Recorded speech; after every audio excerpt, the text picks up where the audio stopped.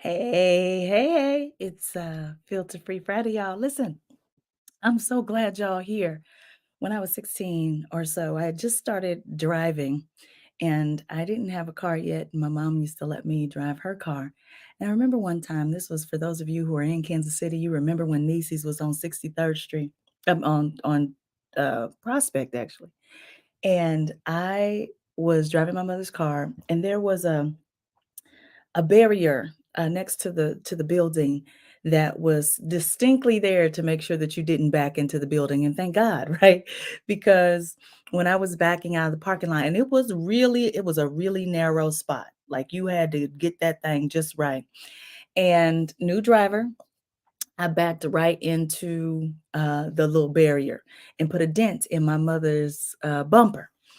And I remember I was just gonna act like I ain't know what happened to that bumper, child. Um, we just gonna walk past it, and when she asked me about it, I was like, "I don't I don't really know." Well, here's the problem. My sister was 9, she wasn't driving, and my brother was gone and had his own car, he wasn't driving either. So, either my mama put the dent in the bumper, of which she would have known, or I put the dent in the bumper. So, clearly, I'm the one who put the dent in the bumper, and so she kept asking until I finally told the truth. And when I told the truth, I'm like, "It was an accident, the barrier is low, I didn't see it, I backed into it." And my mama was like, "You know what? Nah, sis, because if it's an accident, there ain't no reason for you to have to lie." See, like, if what you why you lying if you didn't do it on purpose? Why you lying if it wasn't like somebody else driving my car? Why are you lying if it's not something that you need to hide? And it was one of the kind of seminal events in my life. It's a core memory. And so it's a bias that I have around people when something is, you know, not deliberate, then why you lie? I'll take us back. You remember when Botham Jean had gotten shot twice? He was sitting on his couch eating some ice cream down in Dallas, and he lived on the 14th floor of his apartment complex. And this ex-cop, first name Amber, I don't remember her last name. Amber, she lived on the 13th floor. She gets off on the wrong floor. Now she had worked a long shift. She tired. She gets off on the wrong floor. She goes to what is the equivalent of the same apartment number, but on the 14th floor. Wrong floor. Botham Jean has a red mat in front of his door. She don't have no mat in front of her door. She still has not been able to piece together that she in the wrong place, right? Then she opens the door, or the door is ajar. She goes in. He's sitting on the couch eating ice cream, and she shoots him twice in the chest. He dies at the hospital. Now, I don't know if y'all remember this case, but Amber says she thought he was an intruder and she was afraid for her life. Now, remember, Botham, he wasn't armed. Now, I just want you to put yourself, like many people put themselves can put themselves in the shoes of Botham John, but I want you to do it a little differently. I want you to think about any time you've lived anywhere and the places were cookie cutter and you walk, it could be in college campus, it could be in the bedroom you had growing up, it could be anything. And it's exactly the same. You could even be in a hotel room. You could be in a hotel room. And so imagine you in a hotel room, you've been staying there for a couple of days. As soon as you open the door, you know that ain't your room. You know why? Because you see your luggage or you don't see your luggage. I mean, I've even gone to the wrong car before. Somebody has a car that looks just like mine. But as soon as I grab that door, you look inside. Is the interior exactly the same? Do you have a little deodorizer or not? Did you leave a book on the seat? Something. Do they have a car seat and you don't? You can't convince me that these two apartments had the exact same layout on the inside. They decorated exactly the same. That she didn't recognize this wasn't her couch. So if it was a mistake, Amber, why you got to lie? See, why you got to lie? Which takes me to what's going on here in Kansas City. If you haven't been paying attention, Detective Eric DeValcanier was one of the first police officers in our area who was actually convicted of wrongfully shooting um, a Kansas City citizen, Cameron Lamb, who has 3 little boys at the time. And, I think about, um, he was sentenced to 6 years in prison. This week, there was an appeal, and he lost that appeal, so it was upheld. And the prosecutor, Gene Peters Baker, said, if you don't uphold this conviction, it's gonna be a lot of civil unrest. But here's why, though. Here's why. I read all kinds of fiction to help build my empathy. One of the books that I've read to kind of understand what happens in policing situations is We Are Not Like Them. If you've not read it, it is so fantastic because it gives you some insight into what's happening into the minds of people. And anyway, I what was striking to me about that case is that on the scene, they did a thorough detailed crime scene investigation, and they didn't find no bullets on Cameron Lamb. But when he gets to the morgue, he got bullets in his pocket. Bullets in his pocket. So the prosecutors say the police planted him, and then wasn't no gun. Cameron didn't have no gun, but later they find a gun. And so my thought is, how is it? I believe he was convicted on the fact that he shouldn't have even been there. They in plain clothes, the man backing into his driveway. Some of the details are kind of lost on me. But what was very, very clear is if it was an accident, if you didn't mean to kill him, why you got to lie? Why you got to plant stuff? Hmm? And here's what is fascinating to me. Now I'm gonna use all my biases, right? Because my mama say, my mama say, if it's an accident, why you got to lie? So if you gonna go back after the fact and put stuff on people, that is an indication that you trying to make your case more compelling. And why? If it was an accident. And here's my challenge this week, though.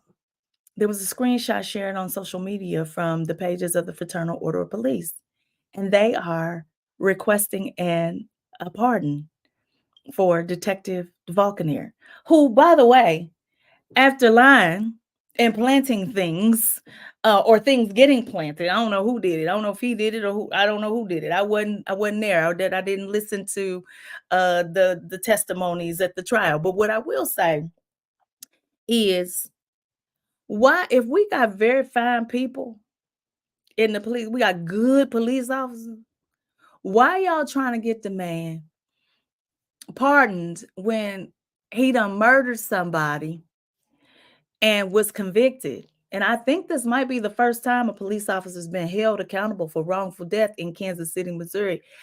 And he got 6 years. Let me go out here and shoot somebody on accident. I wonder how many years y'all think I'm gonna get. How many years in prison? And listen, I ain't trying to spend 1 day in prison. Let's be clear, I'm not trying to spend 60 minutes in prison. Let's be clear, 60 seconds might be really, really difficult for me. I'm not the person sitting around talking about sending people to jail. I'm not. And in an equitable, just, empathetic society, when people do stuff that's wrong, we got to have some kind of accountability. We got to have some kind of accountability. This is why people think empathy is the enemy of accountability, because you believe that if I empathize with somebody, then I don't hold them accountable. But empathy means that I'm going to understand that no matter what you think, feel, or believe, it makes total sense to you. That's mental empathy, the type that we can teach. It's really called cognitive empathy. And here's the thing, when I lie to cover up what I'm trying to do, there should be a consequence, if nothing but for lying. You are a public servant. And in the realm of public servitude, when we are spending our money to pay your salary, we do not pay you to kill us in the streets. And if you can put yourself into the shoes of the person who would go so far as to take bullets and plant them on a citizen, I think that is the empathetic lens that we had that should tell us everything we need to know about why there should be some accountability here. And when I think back to what else happened this week, I was called on the carpet for not speaking up about what's happening in uh, Palestine and in Israel. And here's what I think makes me a credible thought leader in on empathy. I generally don't talk about things that I don't know about. I think it's important for you to be able to say, I don't know.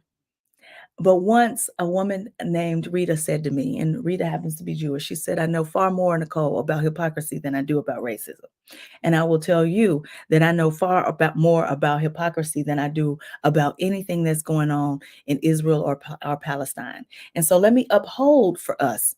My friend Susan Bro, her daughter Heather Heyer, was mulled over by a white supremacist in Charlottesville, Virginia. The people had swastikas in their hands and signs that said, Jews will not replace us. That's anti Semitism if I've ever heard of it. And yet, some of the same people who are going halfway around the globe to say, we have got to be able to support Israel. And if you don't support Israel, then somehow you're anti Semitic, were the same ones who were supporting former President Donald John Trump when he said, very fine people on both sides, right here in our United States of America, in Virginia, still held their nose and voted for him. Empathy cannot sit on a bed of hypocrisy. And so if you tell me that criminal behavior is not what we should have here in Kansas City, that we need safe communities, that we have to be tough on crime, we got to be tough on crime even when it's the police. If you tell me that being anti Semitic is wrong and we need to fight it from all the way across the globe, I need you to do it when it happens right here in the United States of America. You can't turn your head away when people are getting mulled over and murdered in the street, and they actually have the signs to tell us, and you can manage to say very fine people on both sides. I was 16 years old and my mama made me feel no bigger than an ant when she was like, listen, if it was an accident, you ain't got to lie. If it's the truth, you don't need to try to cover it up. And that message has stuck with me for my entire life. And so here's what I'll say to you, sugar. Here's what I'll say to you. Eric DeValcanaire hadn't spent much time in jail at all. He was just arrested this week. He didn't kill Mr. Lamb years ago. Years ago. And when you consider what it looks like when my mama is like, I love you. And no, you can't drive my car no more. You got to get your own car because you're not responsible with the power that I have given you. It's a simple message. To whom much is given, much is required. It's Filter Free Friday, y'all. We got plenty work to do.